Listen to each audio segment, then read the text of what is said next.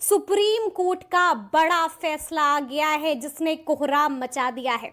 तो आज हम इसी मौजू पर बातचीत करेंगे और इस मौजू पर बातचीत करने के लिए हमारे साथ पटना हाई कोर्ट के जाने माने एडवोकेट देव प्रकाश जी हैं। सबसे पहले बहुत शुक्रिया बात करने के लिए। धन्यवाद जी। जैसा कि मैंने शुरू में ही कहा कि सुप्रीम कोर्ट का बड़ा फैसला आया है एनआईओएस को लेकर, जिसने हंगामा मचा दिया है। वकील साहब, पूरा मामला क्या है?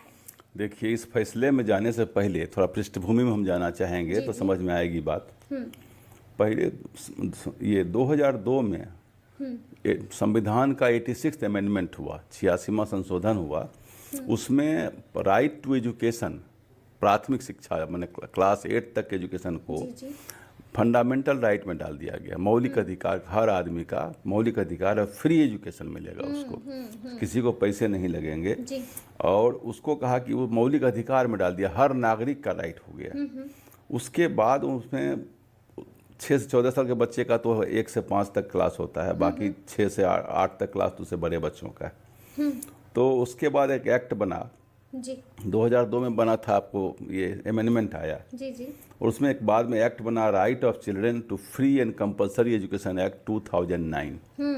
ये एक्ट बना।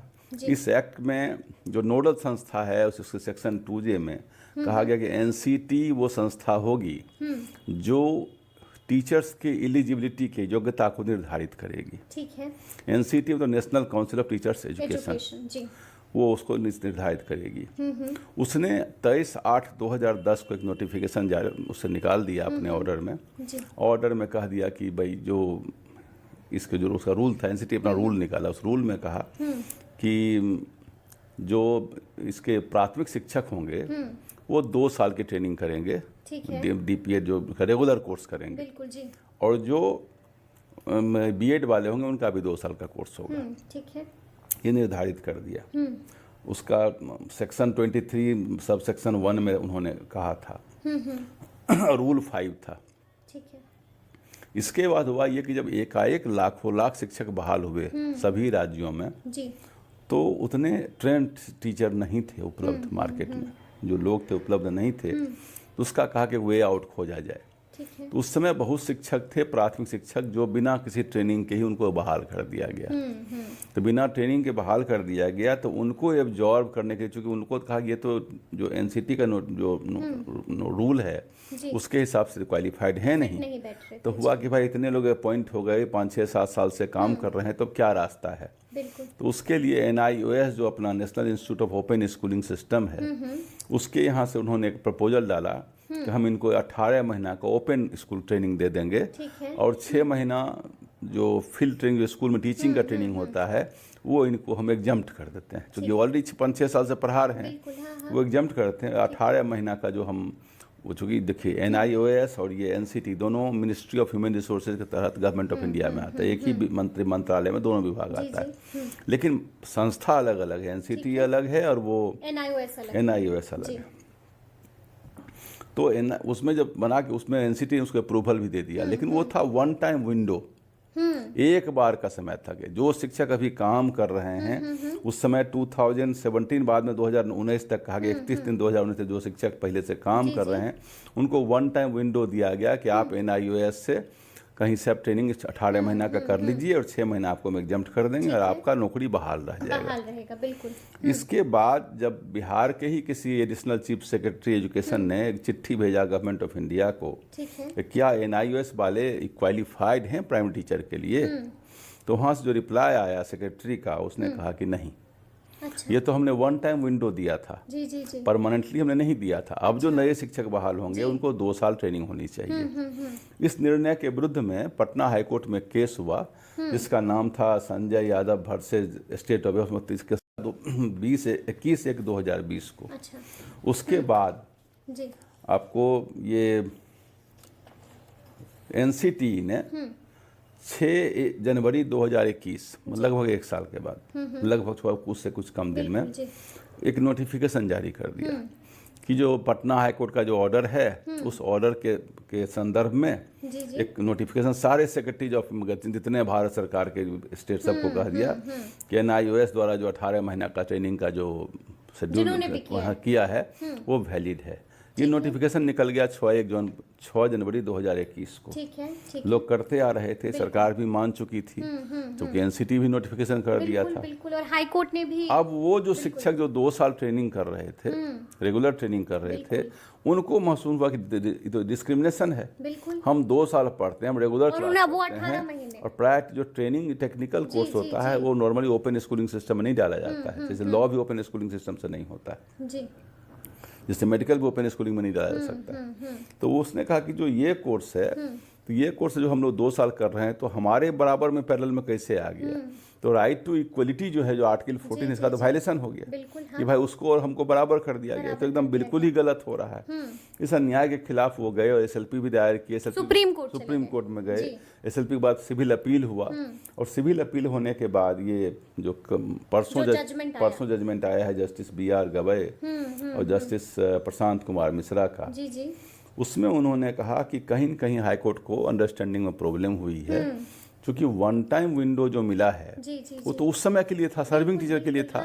ये तो फ्रेश के लिए था ही नहीं। और बाद में इन्होंने जो आदेश दे दिया जिसके तहत उन्होंने नोटिफिकेशन कर दिया, लेकिन नोटिफिकेशन जो किया एनसीटी ने, देखिए ये फिक्स्ड एस्टेब्लिश्ड लॉ है कि सरकार का कोई एग्जीक्यूटिव एडमिनिस्ट्रेटिव अथॉरिटी कोई एडमिनिस्ट्रेटिव नोटिफिकेशन वही निकालेगा जो रूल में या एक्ट में लिखा हुआ है। बिल्कुल। जो एक्ट रूल में लिखा हुआ नहीं है उसके बियॉन्ड कोई नोटिफिकेशन देना गलत है, इलीगल है। ये एस्टेब्लिश्ड लॉ है।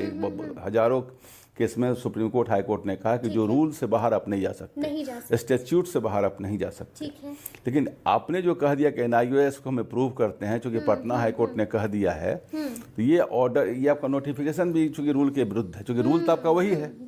रूल जो 23(1) था वो तो ऑलरेडी वहीं का वहीं पड़ा हुआ है। रूल में कोई अमेंडमेंट तो आपने किया नहीं, अब नोटिफिकेशन आपने निकाल दिया। बोला उस रूल के तहत तो वो जो रेगुलर कोर्स वाले हैं वही वैलिड हैं, ये तो इनवैलिड हो गया ये वाला। उसने क्या किया कि पटना हाई कोर्ट इंक्लूडिंग और जो उत्तराखंड और बाकी जो हाई कोर्ट के कुछ निर्णय थे सबको सेटिसाइड करते हुए यह कह दिया कि नहीं, जो एनसीटी का ओरिजिनल जो 2010 का नोटिफिकेशन है जिसमें 2 साल रेगुलर कोर्स वाले जो DIED वाले हैं वही वैलिड है। ये NIOS वाले वैलिड डिग्री नहीं है उस शिक्षक के लिए, वही वैलिड है। अब सवाल ये उठ रहा है कि भाई 2021 तक तो कंफ्यूजन तो रहा, कैंडिडेट का इसमें क्या दोष है। जो कैंडिडेट तो भाई कानून बनाने वाले आप हैं, लिखने वाले हैं, या हाई कोर्ट है। जो कैंडिडेट हैं रिसीविंग एंड पर वो आ गए कि वो तो पहले से करते आ रहे थे, उनका क्या होगा। तो जो आदमी हमको, मेरी समझ से जो 28 नवंबर से पहले जो ज्वाइन कर चुके होंगे उन पर तो हमको लगता है कि लागू ये नहीं होगा। लेकिन जो अब ज्वाइन करेंगे 28 तारीख को उन पर लागू हो जाएगा। अच्छा वकील साहब, ये यहाँ पर समझना बेहद जरूरी है कि पटना हाई कोर्ट के फैसले को सुप्रीम कोर्ट ने रद्द कर दिया, लेकिन हम ये समझना चाहेंगे आपसे कि पटना हाई कोर्ट ने तो कुछ सोच के वो जजमेंट दिया होगा।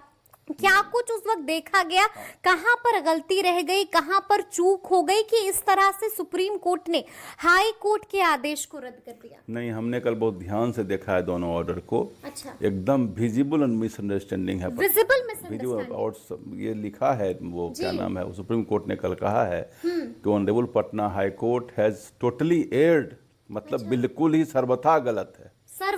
क्योंकि कोई 1 टाइम विंडो अगर दिया गया है सर्विंग टीचर को, उसको इस पर कैसे लागू कर दीजिएगा।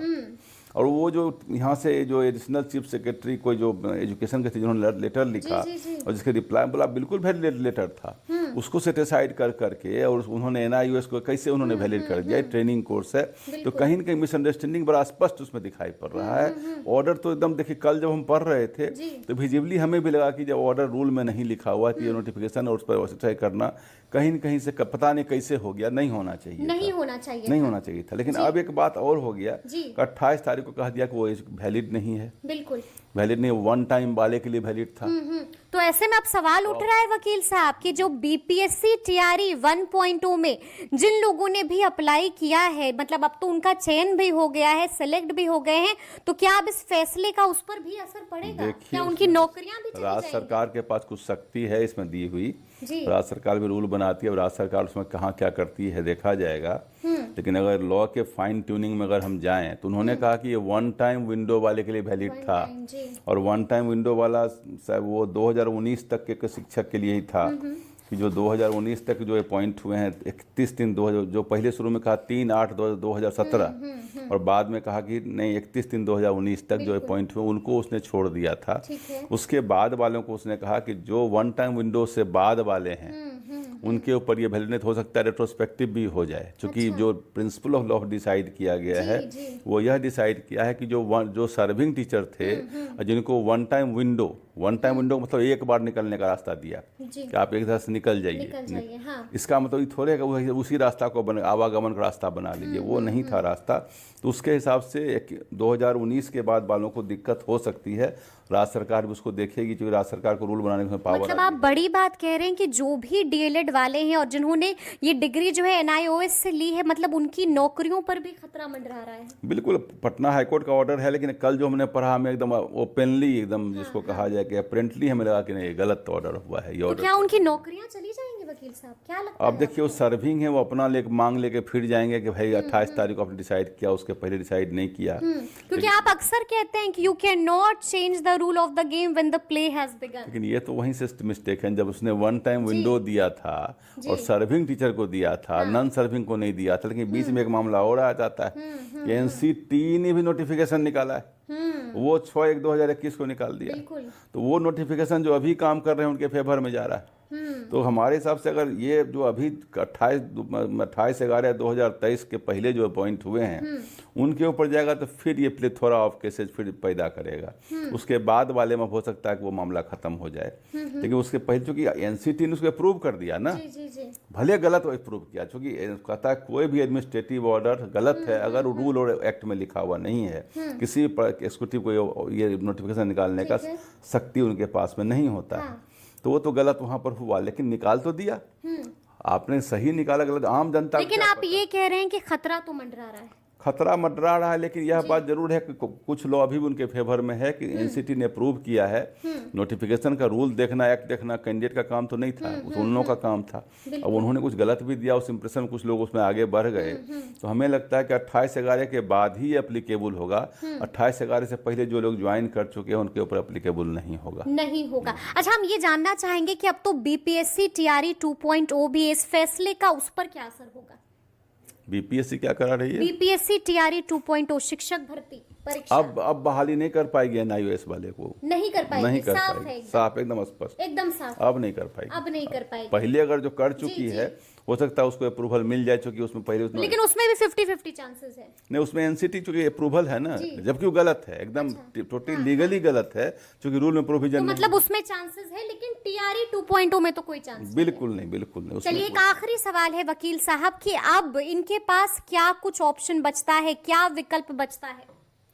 देखिए, ट्रेनिंग तो वही जो 2 साल रेगुलर वाली है, जो एनसीटी ना भारत सरकार वहाँ एनसीटी के रूल को परिवर्तित चेंज कर दे तो कुछ हो सकता है, या चूंकि उस टेस्ट वो रूल तो बनाई हुई एनसीटी का रूल है, तो एनसीटी के रूल को जो चेंज करने की पावर है वो तो गवर्नमेंट ऑफ इंडिया के पास में, और वही कुछ दोनों एक ही डिपार्टमेंट है।